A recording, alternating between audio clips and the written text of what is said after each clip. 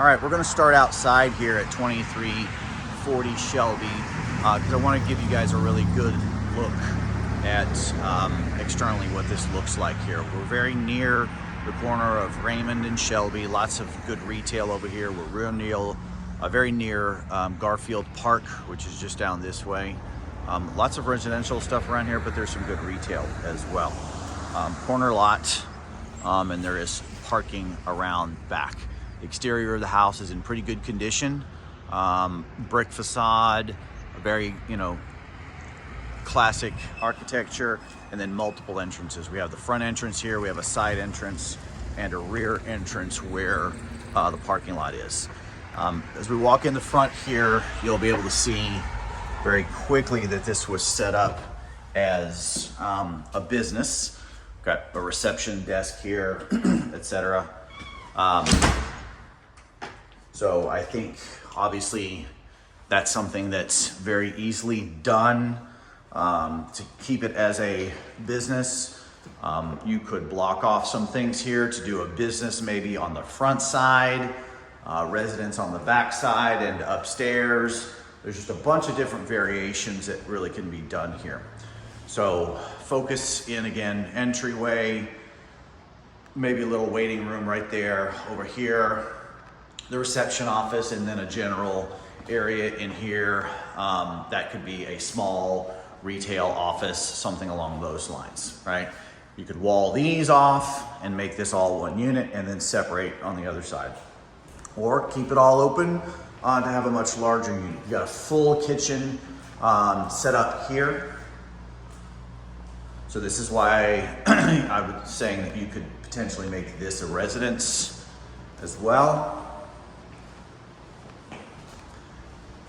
Nice large space here. Back over here is the bathroom. It's a and our rear entrance as well, okay? So bathroom, obviously I'm gonna say this was something associated with the business that was here, because that's a shower, toilet, and a really tiny sink. So need to be some sort of reconfiguration done of this if this was gonna be a residence down here. But as you can see, it's really not that big of a challenge, I don't think.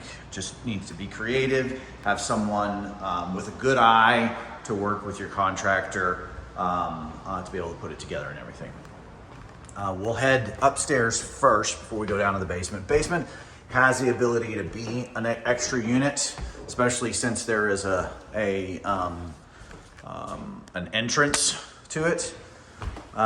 This is where I think it gets to be using that same entrance that would go down to the bottom unit that goes here to the main floor.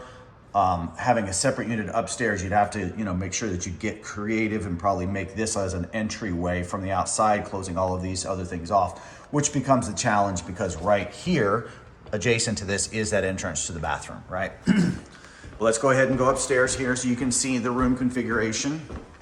There is no kitchen up here, but there is a bathroom. So you have this nice landing area up here with a full bathroom, toilet, tub, shower, etc. And then you've got two rooms as it's currently configured. This one here, quite large, front to back of the house. So something that just from a square footage wise could be easily broken up into two separate rooms. If this was an efficiency or a one bedroom apartment, this could be a living room, kitchen area, kitchen here in the back because that mirrors the kitchen that's right below us up here, living area up here, front side of the house, and then maybe a bedroom here. So this sets up really, really well for an upstairs one bedroom apartment. Not a lot of configuration that needs to be done. So again, bedroom, living space, and kitchen area, and then bathroom with an extra bonus space, office, or something along those lines. So we'll head down into the basement, which again could be another unit. I mean, you could almost really squeeze 4 income producing units out of this.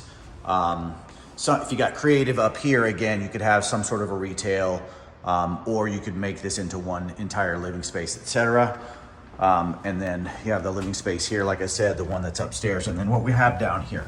So down here is it's basement.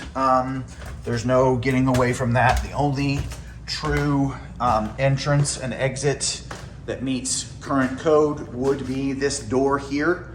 But the ceilings are high, the plumbing is already down here, so that makes the configuration a lot easier. It's a half bath down here, not a full bath, so that certainly is something you don't want to have to address. But again, the plumbing's already in place. We've got laundry facilities down here. All our mechanicals are down here. We do have a room down here as well. Does have a sink, so almost a kitchenette type feel. And then this area here where the mechanicals connect to, shed, etc. So it's possible to get this done. It wouldn't be very attractive. You wouldn't get a ton of rent for it. But again, it's something that I think, I know would certainly be a possibility. All right, so let's take a look at that. I know we're getting along here, but let's take a look real quick outside the parking lot in the back and how this is all set up. So we got a nice ramp here set up, really a large parking lot overall when you take a look at it.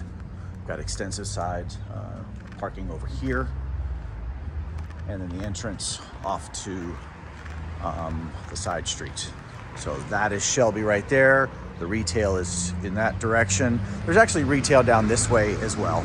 And then again, Garfield Park, physical Garfield Park is actually right there. This whole area is called Garfield Park. Exterior, the house, we said brick facade, it's in pretty good condition. We've got some overgrowth here. That always concerns me when I see this amount of it. There's some deferred maintenance, you can tell, on the wood and probably from on the roof as well, although I can't really tell too much from where we are. But overall, physically, I think the property is in pretty good condition. I mean, I'd say it's turnkey if you didn't want to move any walls and just wanted to have it the way that it is. But reality is, I think your return on investment is much better with some reconfiguration of this. All right, let us know what you think. Thanks.